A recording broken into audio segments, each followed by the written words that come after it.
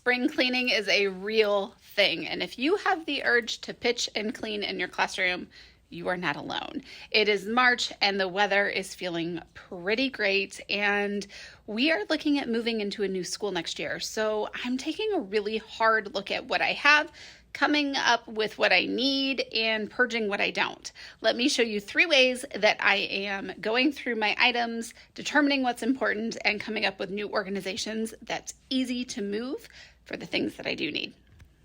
I am Jen, and I am a K-1-2 self-contained autism teacher, and I honestly teach everything under the sun. I teach kids that are above grade level and kids that are working on foundational basic learning skills. And I'm going to tell you that when you teach that age range, you get a lot of stuff in your classroom. I am collectively known as a hoarder, and my classroom is filled with all kinds of things because I never know what my students might need. But I've got a couple of rules of thumb when it comes to whether or not I will keep items and if I should buy an item. I want to share those with you. If you find yourself in a buying habit because you go to the Dollar Tree or the Dollar Spot at Target or anywhere else that has adorable stuff all the time, I want you to ask yourself if you can come up with 3 different ways you're going to use an item. If you can justify the purchase as long as it's reasonable and within your means. If you can't come up with 3 ways that you're going to use that on the spot, then it's not worth your time and don't purchase it. Also, stop and pause. Think, did I come to the store for this, or did I just see it and think it's really great? If the answer is you just saw it and thought it was really great, you could probably wait and pause on purchasing that. Once a year, I try to go through my entire classroom, and that's a huge undertaking. When you have as many students and as wide of a variety of students as I do, you just accumulate a lot of stuff. And so I do something right away that really helps me. Let me show you. I get empty bins and a big giant trash can. So my goal here is that I have a bin that I can put anything that needs to be sorted in. I can make a bin for anything that I want to get rid of, but I don't want to throw away. And I get a trash can for the things that I do want to throw away. So something that needs to be put away in one bin, another bin for giveaway, and a trash can, and a giant one at that for things that I want to throw away. This is my current giveaway bin.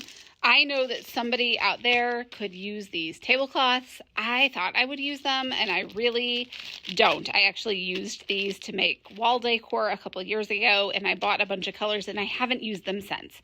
So here's my rule of thumb. If I buy something, or if I have something and I have not used it in 3 years, it goes to the trash or it goes to the giveaway pile. So I've held on to these. I know they don't take up much space, but it's time for them to go.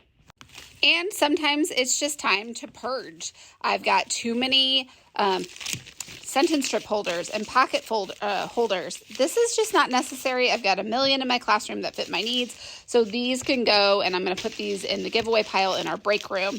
And it's just about thinning out what I have. If I've already got enough, then I don't need to hang on to these guys. Same for these sensory toys. I've got a bunch of stuff set aside for my OT. I've got a bunch of these in my classroom. I really don't need any more than what I have, so I've got some of these in here to give away as well. So one habit that I have in my classroom, and actually one of my assistants started this forever ago, is we have a lost and found box. If we find pieces or stuff in our classroom and we don't know where it goes, we put it in the lost and found box. We have pieces like this, Velcroed and laminated pieces all over our classroom all of the time, and it's impossible to know where they always go. But what I do know is that if I find a piece, I can put it in my lost and found box. So one thing that we're going to do is we are going to go through all of our adapted books. We are going to mark if we are missing anything, go through our lost and found, see if we have a match. If not, I will print off any missing pieces. This tub is just a portion of my adaptive books. In fact, this tub is just easy matching weekly workbooks. I have everything from summer to fall, you name it, it is in here. And I love these so much. This one's the fairy tale and superhero. And all of these are so great for errorless learning and easy matching. These are phenomenal for very beginning learners because the tasks are just so engaging and so easy for them. but it takes up a lot of space. So what I'm going to do is I'm going to go through this and organize this. I have bins in my classroom for each season.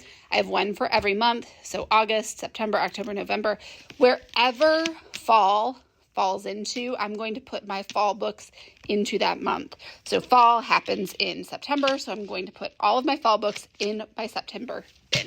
Here are some of these bins. I've got November and February out because I'm going through those right now. But they're just buckets with lids that stack really nicely. They don't have to be giant. These are not huge, but they hold all of my decorations for that month, any special projects or books that I read, and then any adaptive books, any materials that are specific to that season or that month or a holiday within that month. So for example, February, I will put all of my Valentine's Day stuff in there. November, we'll get Thanksgiving. All of that goes in there, and then I don't have to worry about it. I just grab that bin at the beginning of the month, and I'm set to go. I go through these bins at least once a year. So at the end of the month, I go through everything as the school year goes, and then I categorize it. Have I used it in 3 years? If not, it goes in the trash or it goes in the giveaway. I go through things that are broken, throw that away, and then I just take a minute to organize it and make sure that I still need it. If not, it goes in that giveaway pile. By doing this every month, it makes my job at the end of the school year just a little bit easier. Now, I'm starting this in March because cleaning the classroom is no joke, especially if you've got as much stuff as I do. And the idea of moving a classroom is a big one, especially when I look ahead and we are moving in the middle of the school year next year. So it's a whole new ball game. And I'm going to be moving into a classroom that has a whole different layout. So I want to be really mindful of what I keep and what I toss. If you've got any organization tricks for your classroom, definitely leave them below. I love learning from you guys.